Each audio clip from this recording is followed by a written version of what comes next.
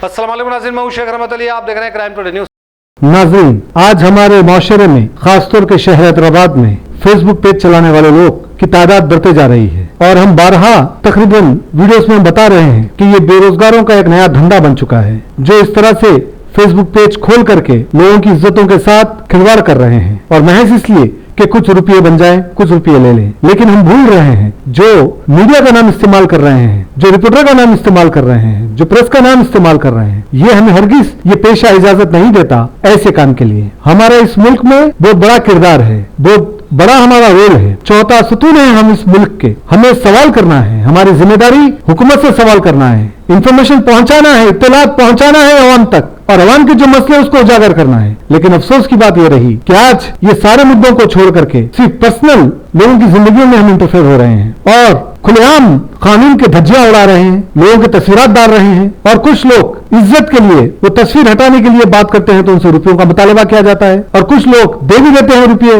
वो तस्वीरात हटा देते हैं और कुछ नहीं देते। कुछ लोग कानूनी लड़ाई लड़ना चाहते हैं क्योंकि उन्हें पता है कि कानून में इस तरह की चीजों के लिए कोई जगह नहीं है, तो उसके बाद से केसेस दर्ज होते हैं। लेकिन ये सारे जो फेसबुक पेज के तकरीबन लोग हैं, जिस तरह से ये एक नया धंधा चला रहे हैं, इसे हमें रोकने की बहुत जरूरत है। जो सीनियर सहाफी है उनसे हम गुजारिश करते हैं कि ऐसी चीजों को रोकने की जरूरत है और खुसूसी कदम उठाने की जरूरत है, क्योंकि ऐसे कुछ लोगों की वजह से जो जेन्युइनली काम कर रहे हैं, जो वेब मीडिया काम कर रहा है, उनको परेशानी का सामना करना पड़ रहा है। ऐसे लोगों की वजह से हर किसी को एक नजर से देखा जा रहा है, ये ठीक बात नहीं है। एक ऐसा ही वाकया देखने को मिला जहां पर साउथ ईस्ट जोन पुलिस ने इकबाल बिन खलीफा जो रियल एस्टेट का बिजनेस करते हैं, उनको एक वारंट पेंडिंग होने की वजह से नॉन अवेलेबल वारंट के केस में उनको उठाया और 1 घंटे में उनको छोड़ा गया। अब वो घर को गए, छोड़ने के बाद सारे फॉर्मेलिटीज करने के बाद घर में जाके जब आराम से बैठे, कई घंटे गुजर गए, इसके बाद से ये वीडियोस वायरल होते हैं, यानी तस्वीरात लगा करके उनके न्यूज डाली जा रही है। ये बड़े अफसोस की बात है और कहा यह जा रहा है कि वो वांटेड थे,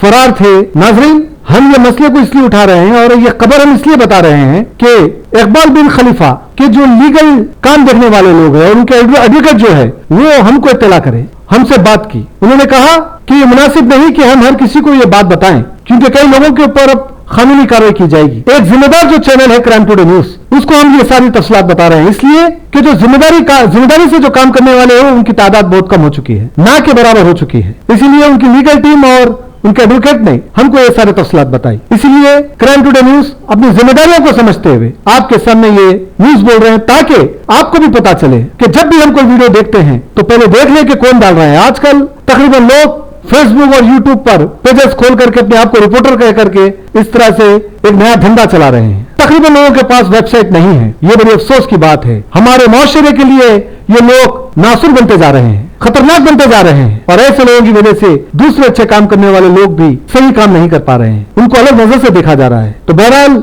इस तरह से एक पेंडिंग वारंट को लेकर के इस खबर की न्यूज बनाना और जजमेंट करना, उनके एडवोकेट ने कहा कि ये जजमेंट करना ये किसने इख्तियारात दी। आज हम सोशल मीडिया पर और ऐसे फेसबुक पेज चलाने वाले कई ऐसे लोग हैं जो जजमेंट दे रहे हैं, उसको गलत खड़ा कर ले रहे हैं, जबकि हमारी ये जिम्मेदारी नहीं है। जजमेंट देना, किसी को भी सजा सुनाना ये कानून का काम है, अदालत का काम है। पुलिस की जिम्मेदारी है कि कोई भी अगर कानून की खिलाफदारी करते हैं तो उनको पकड़ना है, उनको अरेस्ट करना है और रिमांड कर देना है। एफआईआर तो किसी के ऊपर भी हो सकती है, उसके बाद से केस चलता है और अदालत का काम है कि वो गलत हो तो गलत साबित होगा, सही हो तो सही साबित होगा, जब तक वो मुजरिम कहलाएगा, मुजरिम नहीं।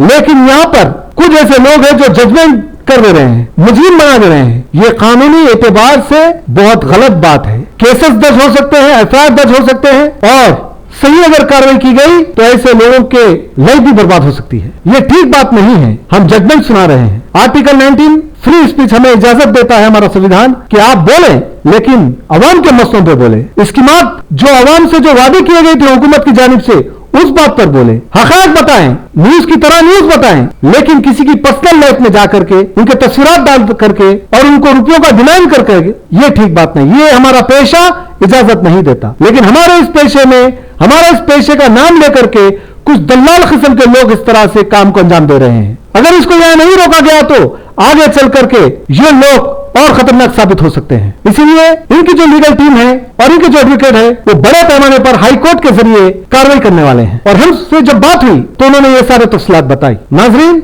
किसी की भी इज्जत होती है, चाहे वो कोई भी हो। हमें कोई हक नहीं बनता कि किसी की भी इज्जत को हम उछाले। बहरहाल जिस तरह से हम जजमेंट सुना रहे हैं, जिस तरह से हम न्यूज के नाम पर अपनी दुश्मनियां निकाल रहे हैं, अपनी खुसूमत निकाल रहे हैं, ये ठीक बात नहीं। न्यूज को न्यूज की तरह चलानी चाहिए। क्राइम टुडे न्यूज को किसी से कोई लेना देना नहीं है, लेकिन जब कोई गलत चीज सामने आती है तो क्राइम टुडे न्यूज उसको बराबर मंजराम पे लाता है। किसी को भी मुजरिम कहलाने का कोई हक नहीं है जब तक कि वो कानून की नजर में पूरी तरह से मुजरिम ना बन जाए। जब भी किसी के ऊपर केस दर्ज होता है, हम हंगामा खड़ा कर देते हैं और उसको इस कदर उसके खिलाफ जजमेंट सुना देते हैं कि वो अभी से सब में बड़ा मुजरिम बन चुका है। तो ऐसे अल्फाजात से, ऐसे न्यूज़ डालने से बचे, वरना बहुत बड़ी कार्रवाई होगी। और इस तरह से आप लोगों की नादानी की वजह से, आप लोगों की गलतियों की वजह से जो जमीनी काम कर रहे हैं, जो अपनी जिम्मेदारियों को निभा रहे हैं, उनको परेशानी हो सकती है। और एक बात याद रख लें, फेसबुक और यूट्यूब पे चलाने से कोई भी न्यूज चैनल नहीं होता, कोई भी मीडिया नहीं होता।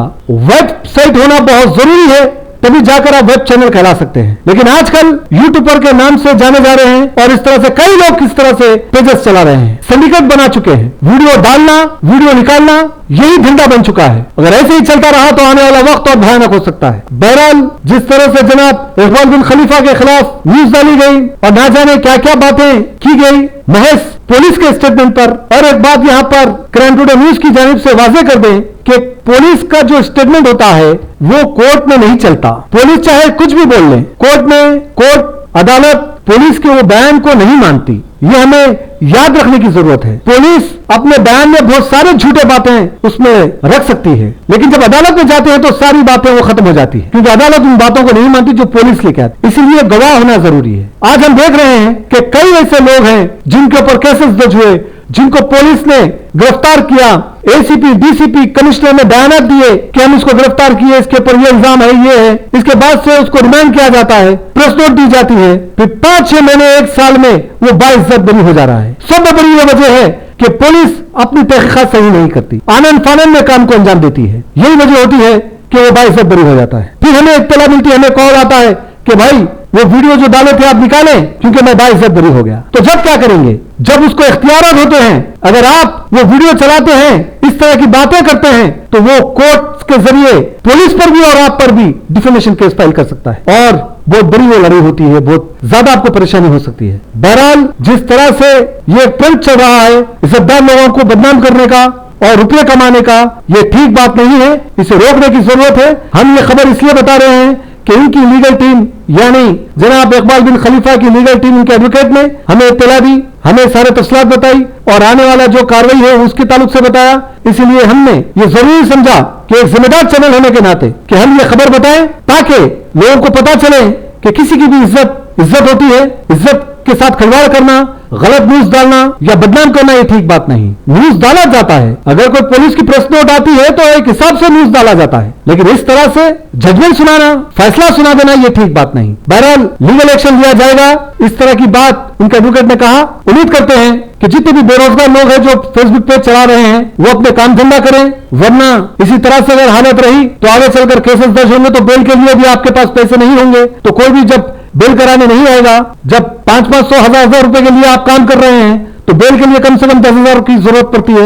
या 20,000 की जरूरत पड़ती है, तब क्या करोगे। तो ये तमाम चीजों से एहतियात करें, ये ठीक बात नहीं है। न्यूज को न्यूज की तरह चलाइए, कम से कम हमारे इस पेशे की इज्जत रखिए और चाहे वो इकबाल बिन खलीफा हो या फिर कोई भी शख्स, किसी की भी इज्जत को उछालना या किसी के भी ताल्लुक से जजमेंट देना ये ठीक बात नहीं है। कानूनी की नजर में गलत है, क्राइम है, ये हमारा पेशा इजाजत नहीं देता। लेकिन कई लोगों के पास बेल के पैसे भी नहीं होते, परेशान हो जाते हैं और हम उम्मीद करते हैं कि आइंदा इस तरह के कोई भी न्यूज बताने से पहले हमारा संविधान, हमारा पेशा क्या कहता है उसको एक बार देख लें, इसके बाद से न्यूज बताएं। किसी की भी पर्सनल लाइफ में, जिंदगी में जाकर के उनके तस्वीरात वायरल कर देना ये ठीक बात नहीं है। बहरहाल जनाब इकबाल बिन खलीफा के लीगल टीम और उनके एडवोकेट ने हमको कॉल किया था और ये सारे तफसीलात बताए थे और हमारी जिम्मेदारी थी कि तमाम चीजों को सामने लाएं। और एक शख्स की जब किसी की इज्जत की बात आती है तो हमारी भी जिम्मेदारी है कि वो मंजराम पे लाएं कि सच क्या है, झूठ क्या है। केसेस किसी के ऊपर भी हो सकते हैं, लेकिन वो मुजरिम तभी कहलाता है जब उसके ऊपर केसेस जो इल्जामात लगते हैं वो साबित हो जाएं। जब तक वो साबित नहीं होते वो मुलजिम कहलाता है, मुजरिम नहीं। इस बात को हमें समझने की जरूरत है। मैं शेख रहमत Ali, crime today news, Hyderabad.